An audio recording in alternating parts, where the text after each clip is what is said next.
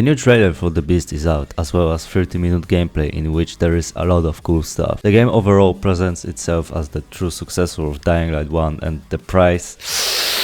Oof. At this point, if I'm paying almost full price for it, I expect good quality, and good quality they bring. The game still has some of the Dying Light 2's assets, and animations are the same, with some exceptions like sliding and kicking. But overall, you'll get Dying Light 2 that is packed with new content. In my opinion, the 30-minute gameplay was okay, nothing fancy or game-changing honestly. And for me, after 3 years of mastering parkour in Dying Light 2, it just hurt my eyes to see the person that was playing, stopping out of nowhere, just doing basic jumps and not using any advanced parkour moves. Or showcasing maybe 1 or 2 new techniques that could have been added, cause hey, if I'm paying $60, I want something new. Because new map doesn't mean all of a sudden that the parkour is changed. So the parkour side of the gameplay actually wasn't that good, besides that part at the factory where you can see that Techland finally removed the yellow paint and added some new stuff to the world that blends in like pipes and ledges. Where I think sometimes you will find yourself thinking like, hey, I didn't know I can climb that, and then add it to your parkour arsenal, expanding the world even further. The next thing that is overhauled is combat. I especially love the part in the factory again, where Crane picks up a shotgun and starts blasting zombies. It looks like something straight out of this fake game, EO, that will never come out, but somehow showed up on Summer Game Fest. Like it's in production since forever, and they just push out trailers that look like the best horror game ever and then dip for another year or two without any info or release date.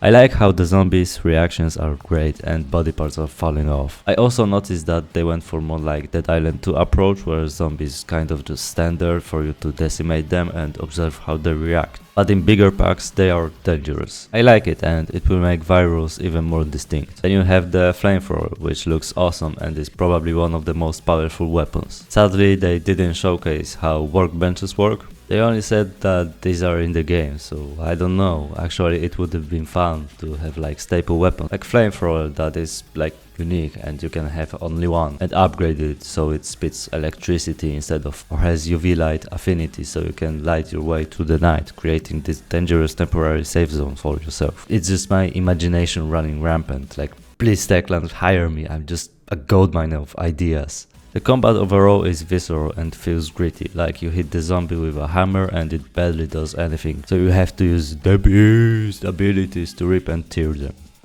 Literally.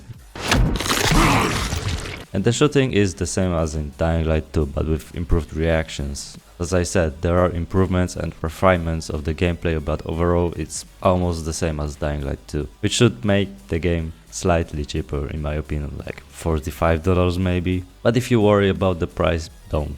Dying Light franchise is on sale for dirt cheap, and probably in a year you can buy Dying Light the Beast for the price of 2 6-packs and get a third one to enjoy the night. Also, another great thing is the soundtrack. I love the nods to Dying Light 1 and just overall vibe of it, where it feels like if you were going insane. Not a big fan of the choirs though, but still good job in the soundtrack department. It definitely has vibe to it.